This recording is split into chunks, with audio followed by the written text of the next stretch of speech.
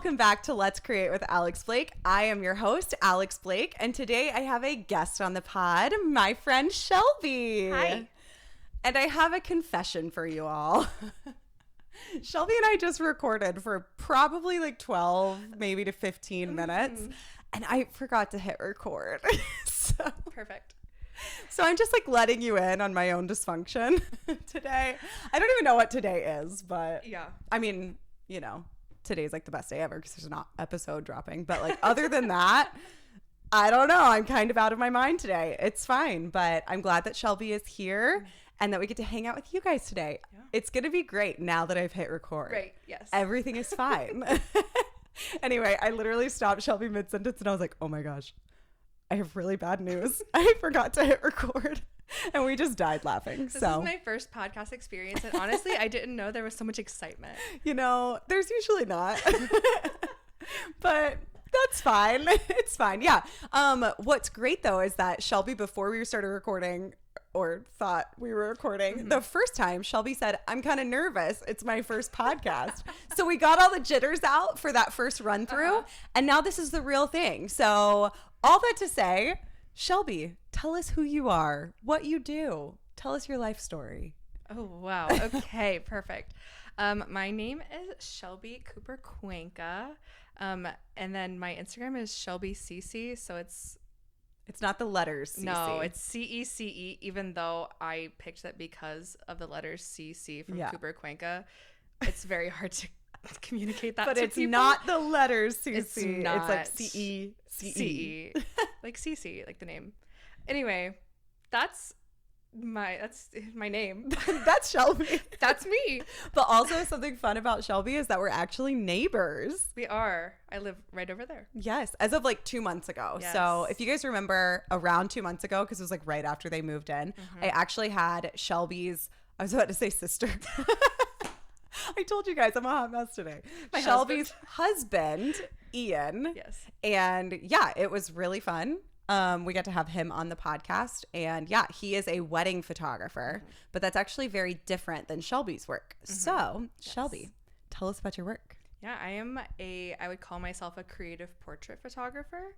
So I do kind of a little bit of everything. Like I do seniors, I do like brands, I do couples, but most of that is tinged by or feeds into creative portraits. So I also do, I don't know if I talk about this now or later, I do like midweek mood boards. So I talk about that now. Yeah, I want to talk about it later too, perfect. but you can talk about it now. Okay. So when I was getting into photography, I'm only like a year and a half into photography, which is all. insane, like absolutely insane. I remember when you started. Yeah, so it's only been like a year and a half, and I'll talk about this later because I feel like this is like the answer to that's true. So to a much, lot of the questions so I have much coming. I was like trying to explain what That's creative funny. Portrait photography was, but I'm going to talk a lot about it later. Well, something we were talking about earlier on the first recording, The Lost Files. The Lost Files. It's fine.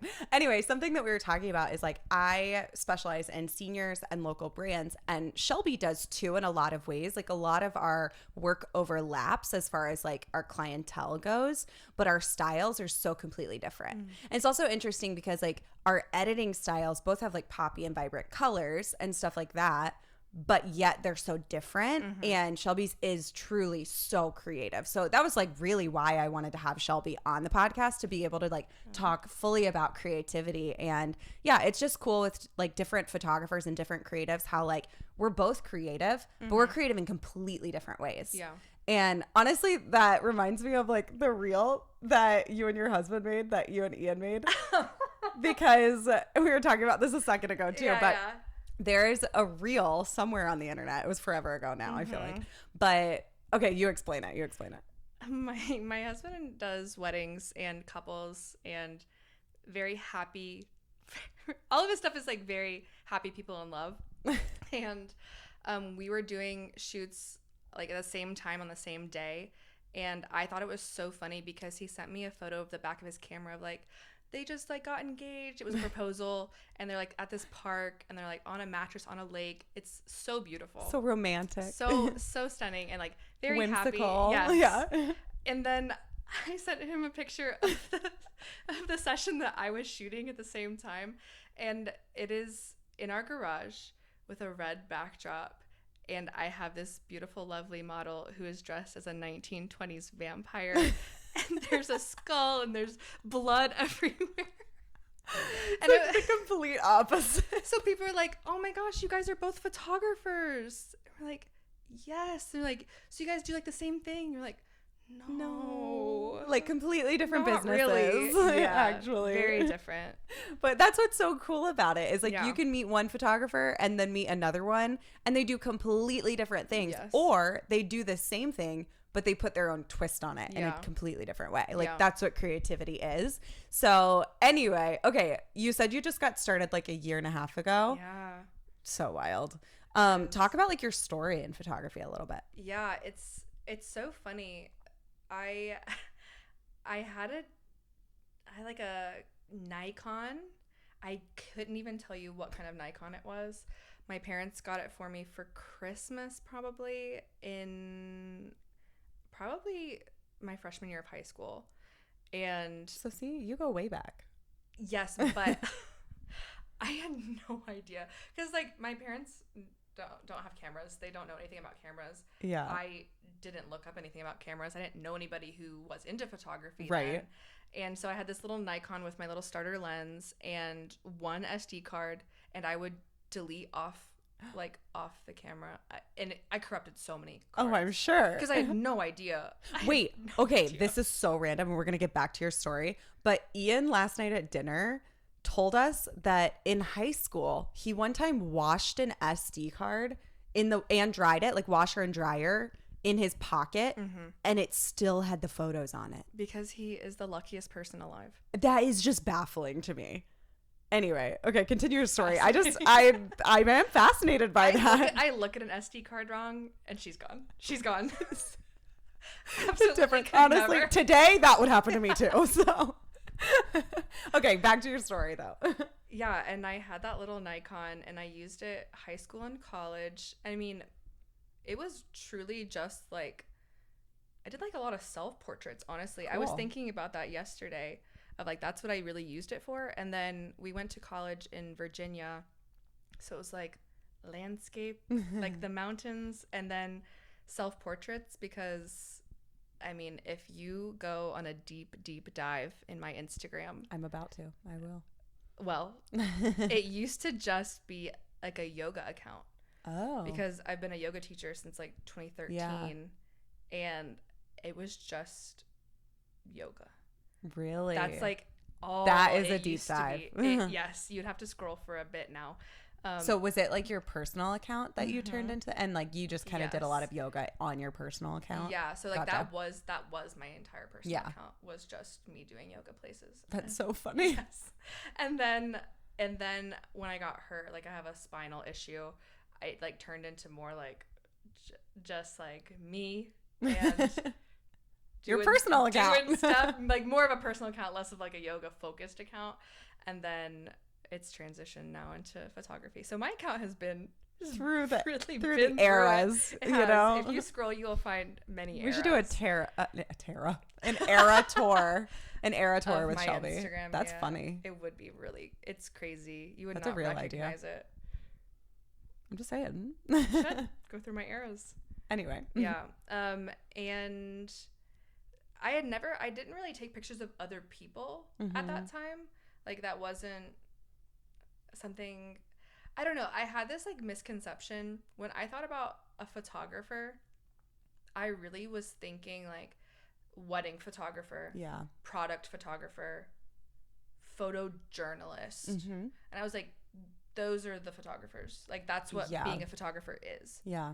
And then I remember on probably my For You page coming across, and Ian had just started getting into wedding photography.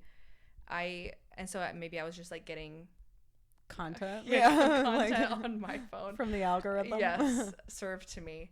And it was one of Marina's. Oh, cool. Yeah, so Marina Williams is a very, very big creative portrait photographer who I love very much. Yeah. Both of us, and I've talked about this before, but both of us have gone to her content weekend called Color Pop different years. You just went this year. Yeah, I did. And then I went in 2022. And that's where I met Megan and Preston and a lot of my like really, really good friends now. Yeah. But anyway, yeah.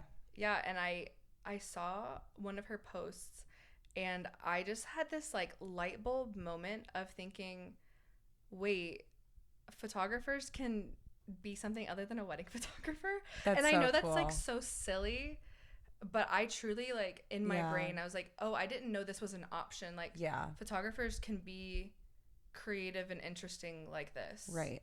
And like that's a thing. Yeah. And I can't even tell you what the photo shoot was at this point, but I just remember having this moment and like immediately following her and then like stalking her whole page and being like, oh my gosh, like this is something that's an option for me. That's cool. And I wasn't even like, I think I was still working in foster care at the time. So I wasn't like, oh, this is going to be my career. Yeah. I just thought it was fascinating because the only thing I really thought of, like I said, was mostly wedding photographers. Right. Because that's like, that's what Ian was, and that's really all the people that his network was wedding photographers. So I just remember having that moment of being like, oh, there's another avenue for me. Yeah. I can't remember like the specific thing that really like changed that in my head too, but I also kind of went through that where like I, for whatever reason, thought photographers were couples and families. Yeah. Oh, and families, like I didn't even really think outside of that. And so I just automatically did those things, even though like I would get home from a session and like not love it. Yeah. You know, like it was rare that I would really, really, really love and thrive in those family sessions. Yes. Yeah. I've talked about that before. But like, yeah, it was an eye-opening thing where I was like, wait, I don't have to do that. Right. Like there's a way that, honestly, I'm sure that Marina's work probably impacted me in that way too when I found her. But I think I found her through Kylie Cadet. Oh yeah. Every time I say her name, I don't know how to say it, but I think it's Cadet. But anyway, I think I found her through Kylie, and this was like before Kylie had like 1 million something followers. She's so cool. I know, she really is. I want her house.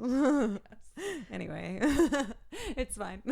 But anyway, like it's just a cool thing. Like you're right. Every time that I talk about it too, I'm like, this probably sounds so dumb. Like, why didn't I think, there's fashion photography that's extremely creative. Yes. But like for whatever reason, in my mind, living in at the time Georgia, right, you know, in like the suburbs, it just wasn't something I thought of. Yeah. But anyway, that's so cool. Anything else on your story? I mean, I guess what led me into starting photography, I had that moment, like I said, Ian had just started wedding photography. He started because we were in Athens, Georgia, and he was a college pastor, and a lot of his college students were asking for senior photos. Yeah. And so he picked up a camera again. He hadn't really picked up a camera since high school and started doing senior photos, and then got crazy busy with senior photos. I mean, being in Athens, yes, but I mean, he was doing like full sororities of senior photos. Insane. Yes. And then all those sorority girls got engaged. Yeah. And they wanted him for his wedding. And it honestly, it took both of us by surprise because of how like fast he got busy. Yeah. It was amazing. And watching him like absolutely thrive. I mean, he's just like the perfect personality for a wedding photographer. Yeah, he is. It's amazing. And then I was working in foster care, and I did love it, but it really, it takes a very, very specific kind of person to thrive in that space. Yeah. And you have to really, really be on top of your mental health. Yeah. And taking care of yourself. It would be really hard. It was. And it was really, really good until it wasn't. Sure. And I hit a really hard wall, and I just was like, I don't know how much longer I can survive in this.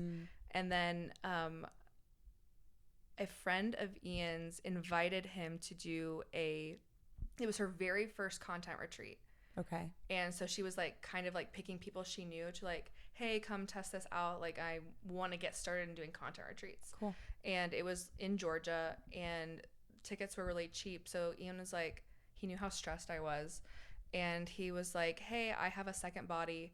Would you want to come do this with me? That's cool. And I was like, okay, yeah, like anything to take my mind off of what's happening right now. And I went to that photo retreat and I loved it. That's awesome. And it was like wedding style. Yeah. But I remember just having the best time. Yeah. And then honestly, shooting was terrifying to me because I had absolutely no idea what I was doing. But then I fell in love first with editing. That's cool. Which I feel like a lot of people dread, hate. I fell in love with the editing piece of it. And then as I got more confident with shooting, that like obviously became what I really loved. But yeah, I just fell in love with it. And I was asking just some friends to come over to my house so I could use the camera again. That's cool. And in February 2023, I bought my camera. That's insane. And then I was like, well, I guess we're doing this. Because it was just, I quit foster care, yeah. Was that the same month that you came to visit here before you moved here? I think it was. It might have been. Because we moved to Charleston December 2022, and you guys came to visit like 1 or 2 months after. Is that when we did the session with you guys? Yeah. Yeah, because I had just gotten my camera. That's crazy. They took pictures of me and Zach. Yeah. It was fun. Yeah. That is crazy. It's so insane how fast you've grown. Really similar to like the way you were talking about Ian. I think of you in the exact same light, where it's like you just have the perfect personality for everything that you do, for your style, for your clients. Like everything that you do is thriving, and it's so quickly that everything happened. It's the same story as Ian's, just with Shelby. Yeah. It's so interesting though. Like I think in a way I grew so fast because, I mean, Instagram is such a blessing. It's so great. And a lot of my clients come from it. But it is like I had a reel go so viral 6 months into starting photography. I remember. And grew like 26,000 followers from a single reel. Insane. Which should not happen. I mean, like, I'm very grateful, but I was 6 months in. Yeah. And it was an unbelievable amount of pressure. Yeah. And did you feel like you automatically had to like educate? No, I mean, and I still don't really feel like I'm in the education space. I don't know that that's something I want to get into. Yeah. But I did feel the immediate pressure of my work has to be good now. Yeah. And I was, again, like 6 months in, I was still working another job. I wasn't full-time photography. And that's crazy. I was just like, oh no, like there's all these people here who are expecting what they saw. Yeah. And now I think I've like started to let go of if they leave, they leave. Like, yeah.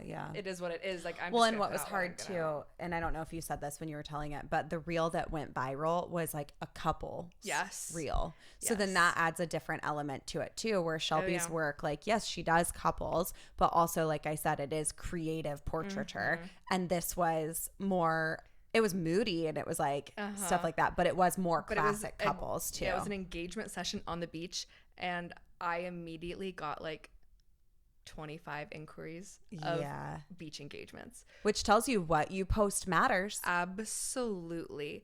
And that's what I tell people who, I do get a lot of like photographers who are just getting into it, and they're like, I really want to do this kind of photography. What should I be doing? Like, post that. I'm like, even if you have to just bribe your friends to come do it, like, do unpaid work. And I know that's like very some people think that's very unpopular to say. If you are not getting paid work in the niche that you want, do unpaid work and post it. You post what you want to book. Yeah. And that doesn't mean that you can't be booking families on the side. You just don't post about that. Exactly. Like, especially when I was just getting into photography, I said yes to every single inquiry, every single one. And I mean, you post what you want to book, right? But you don't have to, right? You don't have to turn down. You don't have to turn down families at first. If you get to a spot where you can do that, or you can just be very clear about what you shoot and what you don't shoot. Yeah. But I remember one time, this just reminded me of this, but when I was first starting, I shot a birthday party. And it was a birthday party for an 18-year-old. And so I had done her senior pictures, and then her mom was like, I want to hire you for her 18th birthday. That's cute. But I never posted pictures of the party necessarily. I posted pictures when I'd been like, hey, can I take your picture? And walked them over in the backyard to a cool fence. Cool. And I took their photos and made it look like when I posted it, I made it look like it was their senior pictures. Or it was like this creative photo, even though... And I mean, it wasn't good. Like I said, I was just getting started. But at the time, I loved it. Even though I was like at this birthday party, I'm not posting pictures of the cake because I don't really want to get booked for birthday parties. Yes. But the 18-year-olds that were there were like perfect content for me at the time. So, just being strategic with it too, I think is important. But okay, I have questions for you. We haven't gotten to any of them yet. Oops. We're just chatting. Okay. Okay, I already feel like you kind of talked about this, but let me ask it just in case you have anything else. Perfect. Okay, what drew you to creative portrait photography specifically, and how did you settle in that niche? Okay. Have you already talked about it enough? I mean, yes. Yeah, I just I love the weird. I love weird weird is like the perfect word for you. I love it. Have you ever seen the Instagram account, The Editorial Style? Her name is Danny. Okay. She is incredible. Really? Yes. I'll have to look her up. And in her bio it's like the weirder the better. Okay. Love. So I found Marina is very fashion. Yeah. It's not so much. Okay, I'm gonna look her up as we talk because now you've got me wondering. It's The Editorial Style. Okay, everybody else look her up with me. But hers is gritty, weird, and I love it. So I'm really into. I don't know. I like that element of being able to explore something that's weird or maybe off-putting a little bit, or honestly. The beginning of my photography was with my friend Caroline. So cool. Aren't they amazing? Yes. It also reminds me so much of your work. That is the biggest compliment. That's so funny. A lot of my stuff at the beginning was how can I incorporate emotions, specific emotions into how do I turn that into a concept? Yeah. And then she's really good at doing that to the nth degree. Yeah. She is really, really good. Everyone needs to go follow her. I know. She's great. Maybe I'll see if she wants to come on the pod. I just followed her. She's great. Anyway. Yeah. So that's something being able to explore something interesting and having a picture in my mind. And I'm not an artist. I mean, you are an artist. I'm not. I can't paint or draw a traditional kind of thing. And then photography was this gateway of me being able to have a picture in my mind. Yeah. And I can create it. Yeah. Which was revolutionary to me because I'm such a daydreamer, and then being able to actually have an outlet to be I can create this. Yeah. That's cool. Is another way that really pulled me in. Yeah. That is so interesting because I think the more you talk, I'm oh, that's so interesting that we're really similar. Really? But the pictures in our heads are different. Yes. So that's where it's our work looks so different, even though the thought process is really similar. So it's just interesting. But speaking of thought process, let me move us on to the second question. Can you walk us through your process of developing a creative portrait concept from idea to then taking the pictures and kind of execution of it? It's chaos. I wish that I had a better answer for this, but it really is so chaotic. I pull inspiration from really, really random things, and a grandfather clock. Yes, a grandfather clock I walked by in a Goodwill became an Alice in Wonderland shoot. Amazing. But I mean, a song lyric or a specific scene, like that's cool. from a movie, or if I see like a color palette I really like, like a building. Yeah. It's just like really random snatches. I would say probably the majority of it would come from like a song lyric that I hear, and I think, oh, and it's not even something like concrete. It's usually something that's really emotional. And I think, oh, okay, how can I turn that into something tangible? That's cool. Kind of like portray the emotion. Yeah. Like, why does this random collection of words remind me of the 8th grade? Yeah. And like something random. And now we're like in the classroom, and there's like whatever. That's cool. It's just like it kind of like snowballs. Yeah. And then sometimes I have to like pull myself back and be like, okay, what's actually feasible, doable here? Or is this even like a coherent thought? Yeah. But it is kind of just chaos until I can get a mood board or get something down to be like, okay, can I pull this into one thing that's actually like going to deliver a message that I want to communicate? Honestly, this is like everything that you're saying. Again, very similar thought process to my head. But I think where you and I are different, besides like obviously what the mood board is, what the photos are, what the idea is also that you're so much better at executing it than I am. Really? Yes, because and it's not that like I'm like bad at it, it's that I don't do it. So genuinely, being so honest, okay, 2 main reasons I wanted to do photo camp. Number 1, community. I talk about that all the time. Absolutely. Like the community that I got to experience at ColourPop, Marina Williams's like, content weekend. Like I wanted that. I guess 3 things. Education, like being able to like teach in that way and bring other photographers up in their craft, I think is really important. But the other thing is that I have all of these freaking creative ideas that I have on mood boards on my Pinterest that I don't do. Yes. And so it's like, this is my creative outlet in so many ways because I'm like able to make it happen. I was showing Shelby all of the wardrobe for the October thing. I'm really excited. But yeah, it's like stuff that like, honestly, a lot of the photo camp concepts don't portray my work necessarily, but they portray what's in my head, and I get to create it for other photographers, which is really exciting. Like most of the time people aren't booking me because they see me specifically as Alex because they see my photo camp work. They're booking me because they see my senior work and that's my niche. But I love to create the work for photo camp. And I even had somebody who I saw like last month at a different event. She was saying that she got booked for like 3 different things because of what she posted from photo camp. And I was like, heck yeah, because I didn't like really even post that. I didn't get any bookings from that, but something that was in my head like moved in her portfolio, so it's just super cool.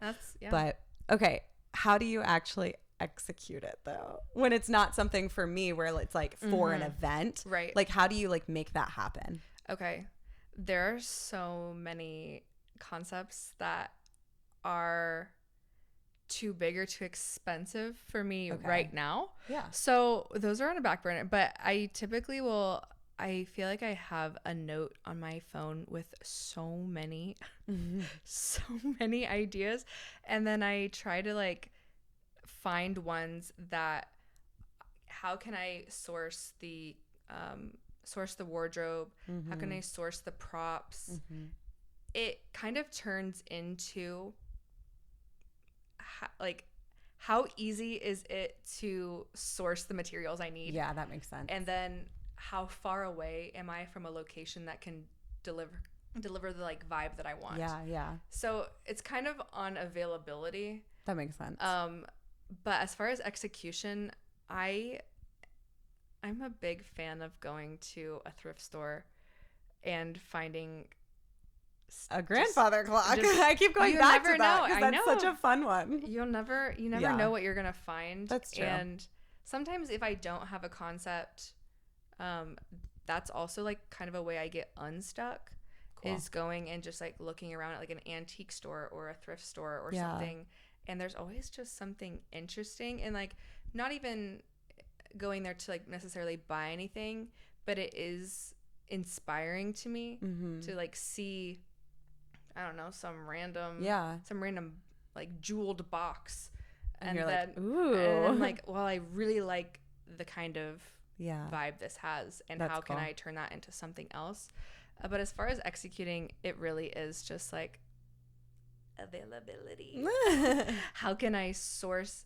Because there are so many things on the back burner, again, because I don't want to do them cheaply. Yeah. I don't want to do them like in kind of a halfway. Yeah. Yeah.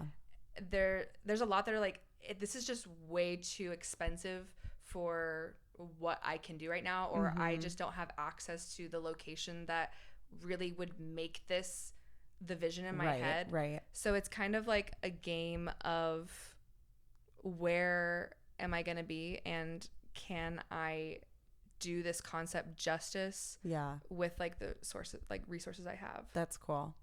Yeah, I think that's smart too, because like you're only going to grow from here. So like having things on the back burner for now, but not being like, oh, I'm never going to be able to do that. Like they're in the waiting space. Yes. You know, they're in the waiting space. Yes. I think that's good. Okay. So I would love to know too, like you were talking about like, okay, I go to a thrift store and I'm waiting for like the finances to be able to make it happen, or the location or whatever too. How do you kind of collaborate with like your clients to bring the vision to life where it isn't just your vision, but it's also theirs too? So I was just curious when it comes to that, because like I think with senior clients, again, I have like very specific locations because most of my clients are coming from out of town and have a lot of tourists. Right. And with that, it's like they kind of want the same look that I've been posting. Yes.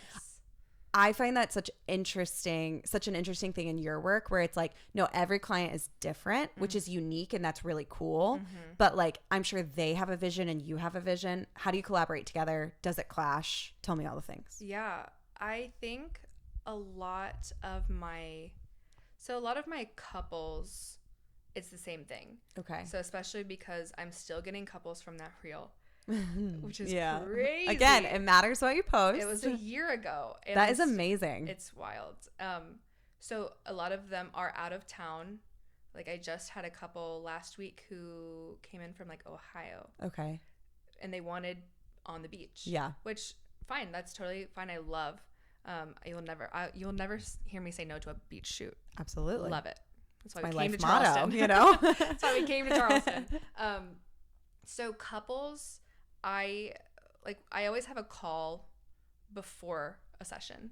So I'm always talking to them, talking through our itinerary, talking through ideas. Cool. And what I find is that a lot of couples specifically have a spot they want, like the beach. Okay. They want this. I've had couples before that say we want oak trees. Like, oak trees. Yeah. That's such a South Carolina thing. They're like, we want there to be live oaks in it. Yeah. Like, okay, I can make that happen. But a lot of my seniors, a lot of my like just creative portraits, honestly, a lot of my seniors too are like, we booked you because we want you to do the vision. Yeah. Yeah. Which is very cool. But sometimes I'm like, okay, well, I have a lot of ideas and I'm just going to, on our call, throw out a lot of things. And I want you to give me back something so that I can kind of narrow it down. Yeah. Like, I want it to also be reflective of you, especially seniors. Right. A lot of my creative portraits are like, whatever you want to do, we'll do. Yeah. Which is I tend to have that too. very nice. Yeah. For like model portfolios and stuff like that. They're like, whatever you want. I'm like, heck yeah. I'm like, okay, I'll do that. Yeah. But a lot of my seniors, I try to figure out things that they're like interested in, their personality, or if I can incorporate like spaces that are really important to them. Cool. Like I traveled to Tallahassee for a senior shoot once, and it was on like her family's property. But they have a huge property that was stunning, and there was like donkeys and like beautiful trees, and then we just like casually donkeys in your senior shoot. Yeah, and we just like spent her whole cool. shoot like going around her family's property, and like there was like a creek that was really like special to her. Yeah, and like a tractor. It was really cool. And then she wanted to do like she wanted to be kind of Southern, so we had like a cowboy boot, cowboy hat, like that's so fun. Deck of cards. But like all these things that we talked about beforehand of like what's something that's gonna make this special for you. Yeah, that's cool. And making it collaborative in the way of like it's just like the conversation before the shoot is like I have a lot of ideas, but I want to hear what ideas are resonating back with you, because I will come up with a concept and we can execute it and it'll be fine, but it'll be more special if they're involved, if in you that. have something that connects with you personally. Yeah. Because I feel that in a session, unless you have a model or someone who's in front of a camera a lot, right, if there's something that they connect to, it makes them so much more comfortable. Totally. And you can see them settle in, you can see them settle down, and they're like, this is a familiar piece to me. It's them. Yes. Yeah. And then that is so big, which is why I'm always like trying to pull it out during that call of like, what's this piece that's really gonna settle you into this shoot? And then people always, they look better because they feel better because they're comfortable. Yeah. So definitely. I think that's really cool. Do you tend to like source those props if you're doing like a really creative shoot, or is it like up to the client to do that? I source them. Interesting. Because she says like feeling bad and bashful. I'm like, I source them because I mean, unless it's like something like a deck of cards. I mean, she can pick those up. She can pick those up. It's like whatever. But actually, no, I think I brought those. No, you didn't. Shelby. But that's funny. It's not a bad thing. No. It's just like that's your own way of doing it in your business. Yes. But you look like you think it's a bad thing. No, I know some people would be like, think differently on that. But well, yeah, but it's your business. Yes. I think differently than that. I'm not going to source things. Yeah. But you're not me. And I'm not you. So you do you. I think it is part of the like, I really have a picture in my head of what it's going to be. Yeah. And if I say, hey, we're doing a retro kind of shoot with a retro phone, and then you roll up on the scene with not with your iPhone, with like not a retro looking phone. That's funny. It's gonna be like, okay. So I think it is also a control and like a vision thing. Yeah. And I will talk to clients beforehand about props and wardrobe, but that's like another thing that I really like the midweek mood board is because I was actually about to ask you about that. I supply everything. Yeah. Okay. Talk about midweek mood board. Here we go. Here's the midweek mood board. So when I was getting started in photography, I mean, because that reel was crazy, I was getting like all couples, and which I love and was absolutely paying my bills. So we're thankful for it. We're deeply, deeply thankful. I love all of my couple shoots. I would never. People say that you should niche down and do one thing, but I could never give up couples because I love them so much. So I'm never gonna niche down that far. But I was really craving the creativity and like doing something creative and having all these ideas that I really, really wanted to do. And so I created Midweek Mood Board. Which are concepts that I have kind of curated that I like release every Wednesday, which is like the midweek part. Mm-hmm. And I make a mood board around the concept and I post them on my Instagram on Wednesdays for people to book. And so for midweek mood board, it's a 2-hour session, hair and makeup. I source the props, and depending on the shoot, I usually provide at least some of the wardrobe, depending on like how intensive it is. And then I decide where it is. Like basically the whole thing is done for you. Yeah. You show up, you get your hair and makeup done, you get the wardrobe, and then we're rolling for 2 hours. Which, especially if you're a model, that's like a really pretty easy thing. Like if you just need to like update your portfolio, that sounds like a dream, I'm sure. Yeah. And then also, because I really, really wanted to do them, and because they're concepts that are for me and they're not really collaborative. Yeah. They're cheaper than my normal rate. Oh, okay. So it's kind of like a mini, but it's 2 hours, but like in your head, it's kind of like Yes. being a I mini. treat it like that because it's something that I desperately want to do. Like these are concepts that like I'm really into, and then I'm willing to like basically just cover hair, makeup, prop, wardrobe.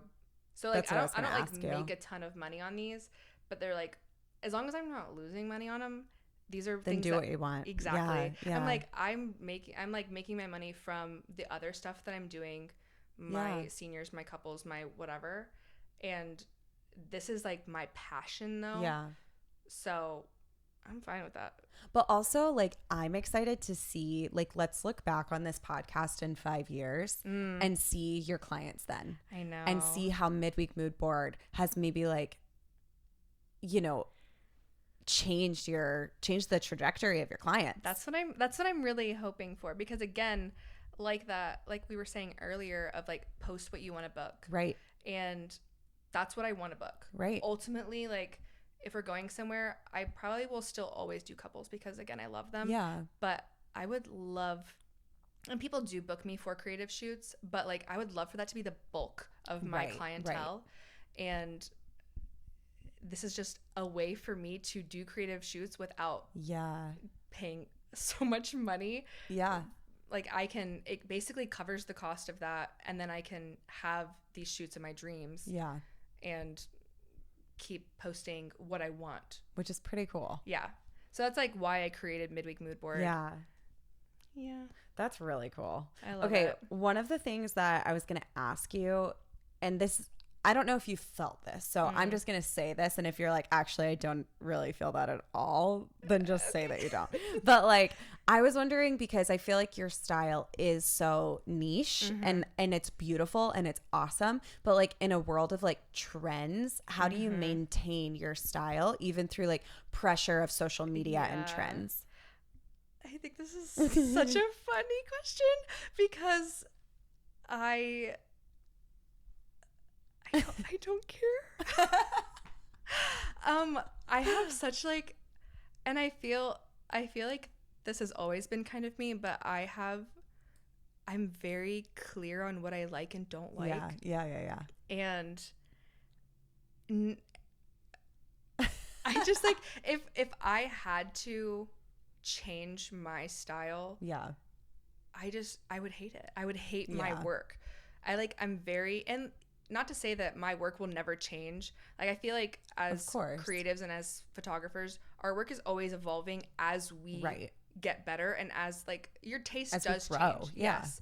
But as far as like trends and social media pressure and like what other bigger like photographers are doing, I really don't care. Like, which is good. That's a good thing. Because it's like and especially moving to somewhere like Charleston, where I feel a lot of the big names here are light, bright, airy. Yes. Very light, traditional. Bright, airy weddings and families. Yes. And that's not a bad thing. No, it's not. Like, but it isn't like your style. A huge market here. I mean, if you're that kind of photographer, you do well here. But I would never and could never be that photographer.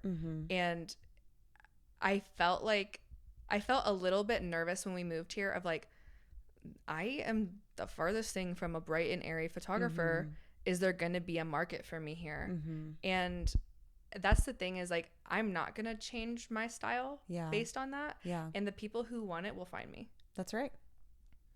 So that answers that, guys. Shelby don't care.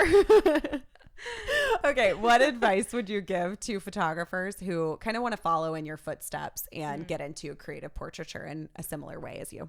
Yeah, I would say kind of what I said earlier is do shoots that are not paid. Yeah. Get your friends, get some fake blood and vampire teeth and have a party and put them in the bathtub. But I mean, truly, especially starting out, or if you're like an established couples or family photographer and you're trying to break into something else, take the pressure off of yourself. Get a friend, get someone that you know that's not paid, so there's not that pressure of delivering a gallery. And shoot. And that's like, honestly, those shoots that are not paid are sometimes my most creative and successful because I don't feel the pressure of delivering a gallery. Yeah, me too. And then I can just like, we take our time. I try weird stuff that I would never try in front of a client, like for the 100%. first time. It's also great. It's also, I think you should always do unpaid work because it's like such a growing time of like, I'm going to try out this new pose I've never tried. I'm going to try out this new direction I've never tried. I'm going to try out this new location I've never tried. This time of day I never shoot at. Yeah, put flash on and shoot it in the middle of the day. Try everything that you don't try with clients because it's so scary to try something new with a client. Right. And it's like not really the time. Yeah. You want to have that kind of worked out before someone's paying you to do it. And that's like honestly what has helped me so much is doing unpaid creative shoots because then I'm like, okay, now I feel confident in XYZ. Yeah. When I do have someone book me for this kind of creative thing, I know what to do and like what I'm gonna like the direction I'm gonna take it. Yeah. And I think that's like a one huge thing I'll add to that too is I think it's so important when you do unpaid work. I'm a big unpaid work girly too. Like I think if you want creative portraits, you have to do unpaid work in creative portraits so that you can post it and other people can find you.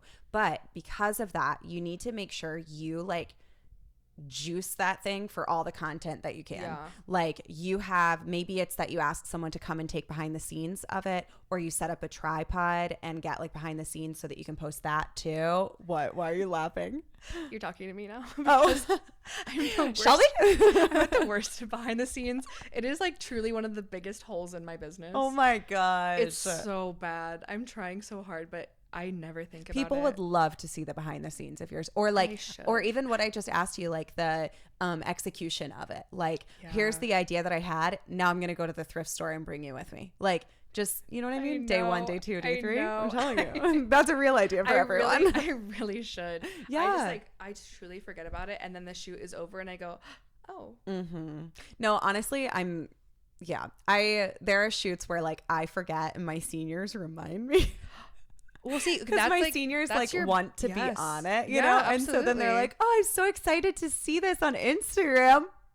Wink, wink, you know? And I'm like, that's also like so such sorry. a testament to like your commitment to posting those kinds of reels that people are excited about that. That's true. Huge. Yeah, no, it is true. And like I get that a lot with my seniors. Sometimes, to be honest, I've had to put it in my contract that they won't be on my social media every time. Yeah, just because like, you know, not that people have been like upset about it, but it's gotten to the point where like they say something and then it's like they're expecting it, and I don't post every session that I have, you know, I would be exhausted if I did that, you know, and I'm sure everybody's like that. But going back to what we were talking about, juice it for all it's got. Okay, like juice it, milk it, both. It's kind of that's a gross saying. I don't know where I got that. But today is what it is. I like juice it more than milk it. Yeah, milk it. I don't know. Work it for all it's got. Work it. Things are getting weird. Anyway, you guys know what I'm saying. Take the videos, do multiple posts of each time. Like every time that I do unpaid work, it's some of my like top you know, what are you saying? Like, what am I saying? Everything's happening today, guys. Like my top does well on Instagram. What's the word I'm trying? Engagement. Top engaging kind of thing on Instagram when I do unpaid work. So, but with that, I want to post it in multiple ways too. So like everything that you can, like you're going to take behind the scenes and then you can make 3 different reels with that behind the scenes. You're going to take planning it and make that a reel too, Shelby. Thank you. Please talk to me. And like it's gonna do a lot better on Instagram, and you're gonna have to do less paid work the more you post about it and the more you put it out there that you're doing stuff. And you don't have to tell people that it's unpaid. No, that's the other thing too. You don't lie about it ever, right? We don't do that.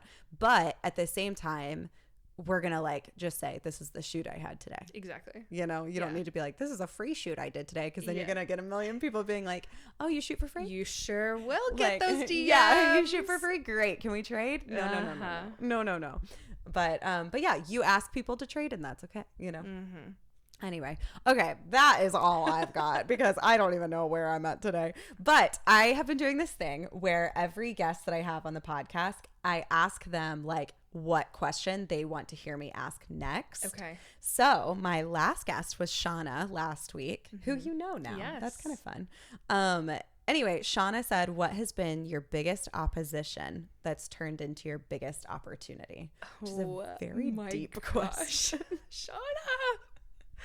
Wow. Okay. My biggest opposition turned into my biggest opportunity. Yeah. It's such a big question. Okay. Yeah. We went deep. Honestly, I don't know if this is like gonna totally answer the question.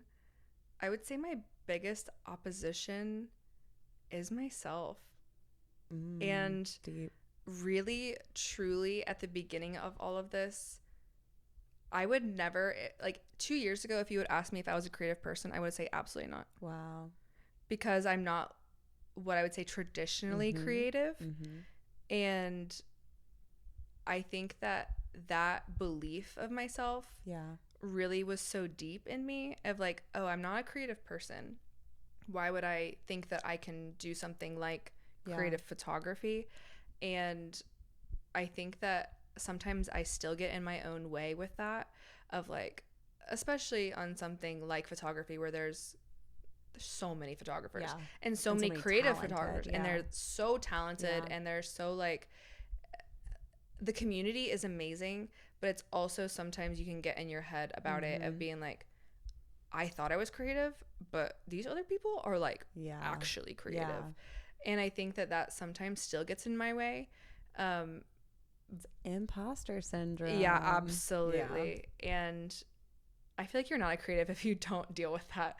I feel like that's just like a vital role. Yeah, it's a symptom. Yeah. And I think that when I do, like, again, I go through like periods of, and we all do, but when I do actually see myself as creative and I trust my own vision and I lean into it, it's some of my best work. Yeah. And things I am super proud of in my business. Yeah. And I feel like everyone can tell. I feel like my client can tell. Yeah. I can tell. Yeah. Like when I post online, people can tell. I think that it's just very like, if I trust myself and I lean in, it becomes a huge opportunity and a huge win in my category. That's cool. And then the times that I am not, I can tell. I don't know if other people can. I hope not. But I can tell when I'm being skittish. Yeah. And it's like letting it win. Yes. Yeah. And I mean, I have internal battle. Absolutely have had periods in the last year and a half where I can tell, even just like scrolling, I can tell when I've been skittish. Wow. And I can tell when I've been really leaning in. Yeah. And I think that you just have to continue to learn, but you also have to like trust yourself and your own creativity. Yeah. That's so good. Dang, that was a good answer. Thanks, Shauna. Yeah, thanks, Shauna. Okay, what question should I ask my next podcast guest? See, I want it to be silly. It can be silly. It can be whatever question you want. Okay, really? Mm-hmm. Okay, I'm so sorry to this next guest. I'm excited now. Okay, this is one of my favorite questions to ask people. Okay, if you could have a useless superpower. Oh. Like it can't really benefit you. It can't make you rich and famous. Okay. It can't like it can't really help you.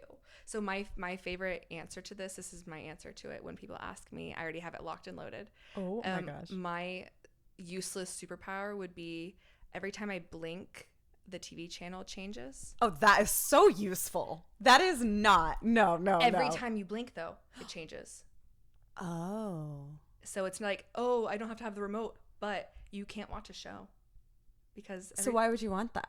It's a useless superpower. I don't want it, but it's my superpower. It's my superpower. Like every time I blink, the channel changes. So it's like. That is such a hard question, Shelby. Yes, and I feel like because you can reason so many things. Yes. And they're actually useful. Because Ian was like, I want to hover an inch above the ground, but I'm like, that's so useful. No, that is useful. Yeah. Be like a jump rope champion. But The fact that you've thought about this so much. we've had in-depth conversations. This because is so he always interesting. picks something that turns out useful. I genuinely, like, if I were the guest that I'm about to ask this to next week, I'd have no idea what I would say. You have to prep them. Yeah, I'm going to have to send them this question in advance because, like, I don't know. I'm going to ask ChatGPT when we get off this. What should be my useless superpower? Wait, should we see what it says? Absolutely. Wait, let's ask really quick. I feel like it'll break. I don't know. It'll It's going to break. give you something useful. What is It's so hard a to pick something. useless superpower? I'm fascinated. Okay, here we go, guys. It's typing. The ability, wait, this is so funny. The ability to make any bread instantly toast, but only when no one wants toast. It's technically a power, but its usefulness in everyday situations is pretty limited. Thank you, AI. They don't want toast. Wait, okay. That's so funny. Why is that such a good answer? That is a good answer. All right. And AI is officially taking over the world. Okay, perfect. We're going to end on toast. Amazing. All right. Well, that's the end of the episode. I hope you don't want toast because I'm about to make it. Anyway, thanks for hanging with us. This is Shelby. Oh, wait. Say your Instagram one more time. Yes. Okay. It's Shelby.cc, but CECE. Yes. So Shelby.cc Yeah. on Instagram. And I'll link it in the show notes for you guys too. Cool. Well, thanks for hanging on Let's Create with Alex Blake. I'm your host, Alex Blake, and I'll see you next Thursday. I just want